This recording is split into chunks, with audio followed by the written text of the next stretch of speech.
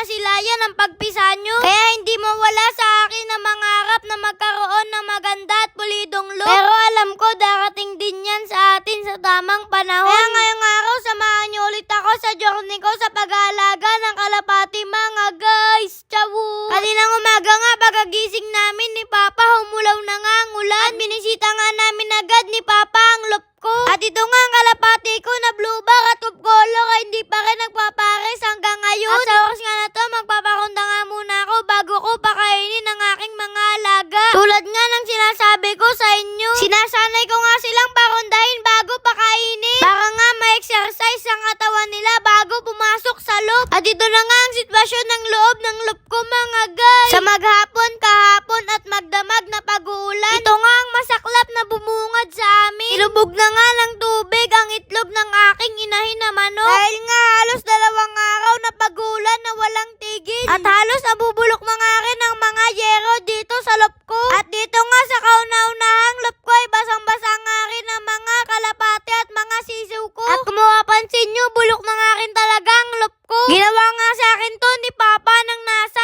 1 taon na mahigit. At mga second hand nga rin pala mga materialis dyan. Ito, unti-unti na nga rin siyang nabubulok. At sa oras nga pala na to, nililinis ko na nga pala ang patukaan ng aking mga kalapati. Dahil nga bumaba na nga sila, kaya magpapatuka na nga ako. At ito nga si Puti, dulabit na nga kagad sa patukaan nila. At talagang sobrang ganado sila sa bagong patuka nila. Dahil nga noon ang patuka ko ay Integra 2000. At pag naglagay na ako ng pagkain sa patukaan nila, at halos may natitira nga sa kanilang pagkain, at di nga nila ito nauubos. Pero ngayon na binago ko na ang pagkain nila, talagang side na side ang pagkain na nilalagay ko sa kanila. At kung mapapansin nyo, ilang araw pa nga nung naglinis tayo ng loop. At ito na nga ang itsura ng aking loop. Puro ipot na nga kagad ito. Baka mga sunod araw makapaglinis na tayo ng loop mga guys. Chawu!